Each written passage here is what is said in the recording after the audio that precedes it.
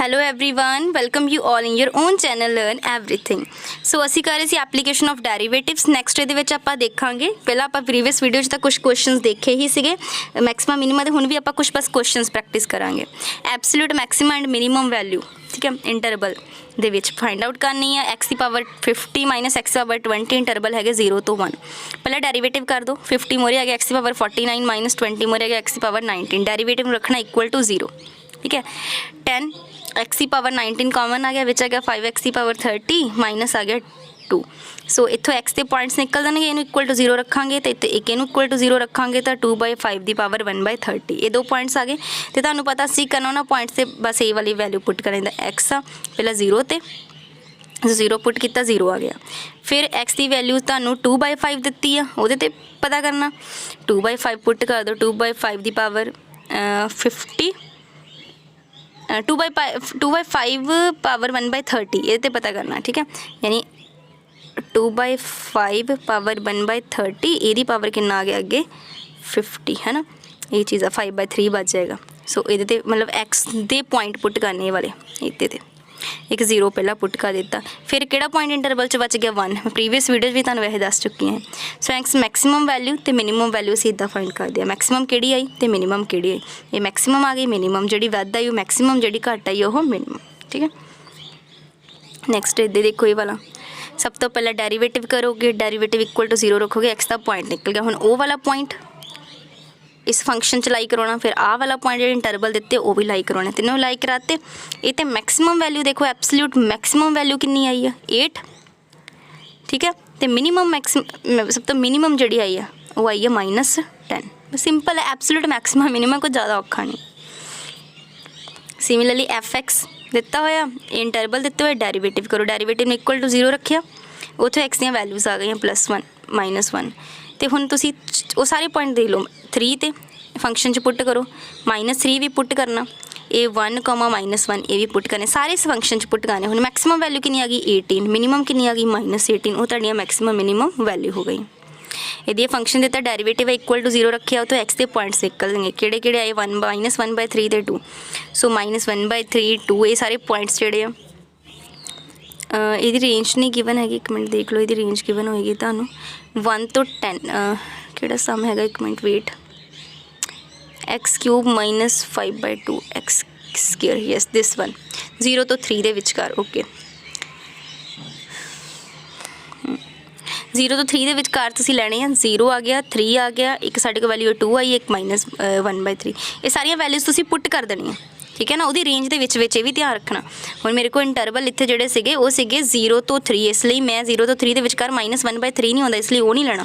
उस रेंज के विचकार देखने किहड़े किहड़े पॉइंट है, ये ध्यान रखना, ठीक है। ये ना गलती करो कि तुसीं वाला पॉइंट एक एक्सट्रा ही लाई करवा दिओ, उहदे अकॉर्डिंग वैल्यू तुसीं ये रेंज भी देखनी, उहदे अकॉर्डिंग जिहड़ा तुहाडे एक्स दे पॉइंट उहदे च लाई करदा वो वाले लाई करवाने, उहदे अकॉर्डिंग जिहड़ी मैक्सिमम वैल्यू मैक्सिमम, जिहड़ी मिनीमम आई वो मिनीमम। ये भी ध्यान रखना। जिदा हम यदा x³ ये डेरीवेटिव 3x² इक्वल टू 0, इत्थों आ गया x इक्वल टू 0, वो ये डोमेन दे विच हैगा, इसलिए मैं f(0) पता किया। तो ये तो पता ही करने f(2) ते -2। तो मैक्सिमम ते मैक्सिमम, मिनीमम ते मिनीमम, -2 ते मिनीमम वैल्यू आ गई, 2 ते मैक्सिमम आ गई, एब्सोल्यूट मैक्सिमम वैल्यू हो गई 8, मिनीमम हो गई जी अटेंड हुई एट x इक्वल टू 2 ने पूछी मैक्सिमम होनी ये। सो ये गल का ध्यान रखना। जिदा हुणे मैं क्वेश्चन दस रही 0 तो 3 के विचकार भावें साडे तो वैल्यूज़ आ गई -1/3, 0 तो 3 के विचकार 2 आ सकता, ना कि -1/3। ये भी ध्यान रखना जरा। इधर फंक्शन है -3 तो बाद डेरीवेटिव किया, डेरीवेटिव इक्वल टू 0 रखिया, ठीक है। तो साडे को वैल्यूज़ आ जानियां 16 का 1 हैगा या यही वाला -3 ते 1, 2 आ गया 2x - 1, डेरीवेटिव इक्वल टू 0 रखिया, तो इत्थों साडे को आ गया x इक्वल टू 1, वो यदी रेंज के विचकार है। सो f(-3) तो f(1) वो पता कर लिया। मैक्सिमम आ गई, एक वैल्यू की आ गई मिनीमम, एब्सोल्यूट मैक्सिमम हो गया, ये मैक्सिमम एब्सोल्यूट मिनीमम हो गया। किस पॉइंट ते अटेन हो भी तुहानूं पता चल गया। -3 ते साडे कोल एब्सोल्यूट मैक्सिमम आ गया, तो 1 ते एब्सोल्यूट मिनीमम आ गया।